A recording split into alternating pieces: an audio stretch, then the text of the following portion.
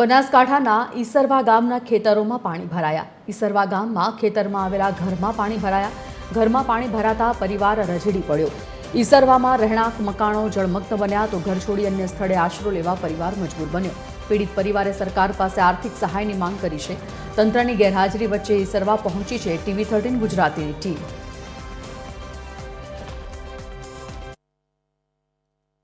બનાસકાંઠા જિલ્લાના ઓગળ તાલુકામાં છેલ્લા 3 દિવસથી ધોધમાર વરસાદ વરસ્યો। ત્યારબાદ હવે વરસાદ તો રોકાય છે, પણ ક્યાંક ને ક્યાંક તારાજીના દ્રશ્યો હવે સામે આવે છે।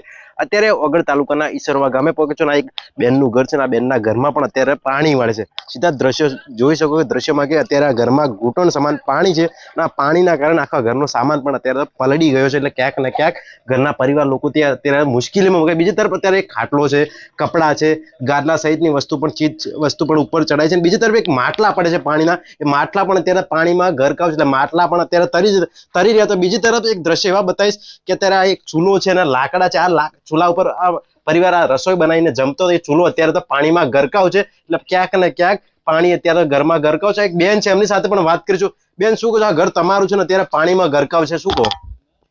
મારે તો ખૂબ નુકસાન કર્યું છે, બધું પલળી ગયું છે। મારે નુકસાન ખૂબ આવ્યું છે। હું બહાર જતા રહું છું।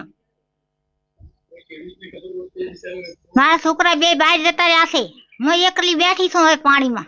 બેન, ક્યારે પાણી ઘરમાં આવ્યું હતું? મારા ઘરમાં પાણી ફરી વળ્યું છે। મારે શ્યામલનું નુકસાન આવ્યું છે, બધામાં નુકસાન આવ્યું છે। તાર બેન, કેટલા દિવસ પહેલા તમારા ઘરમાં પાણી આવ્યું હતું? વહેલું આવ્યું હતું પાણી મારા। હું સા મિલતી હતી, પાણી તો ફરી વળ્યું। હું તો દૂધ લેવા જીતી। બેન, ઘરનો બધો સામાન પણ અત્યારે તો બગડી ગયો, શું કહેશો? ત્યાં બધું મારું બગડી ગયું છે, તરપેરું છે, પાણીમાં ગાડી મેલ્યું છે। હું બહાર જતા ખું છું ખાવા, ચાને ઘડી ખાવા લાવું મારે ગાય એમ। હાલ ક્યાં રહો છો તમે? હાલ આ રાસા આ ઘર છે ને અમે ઠાકોર અહીંયા રહો છો ખાવા।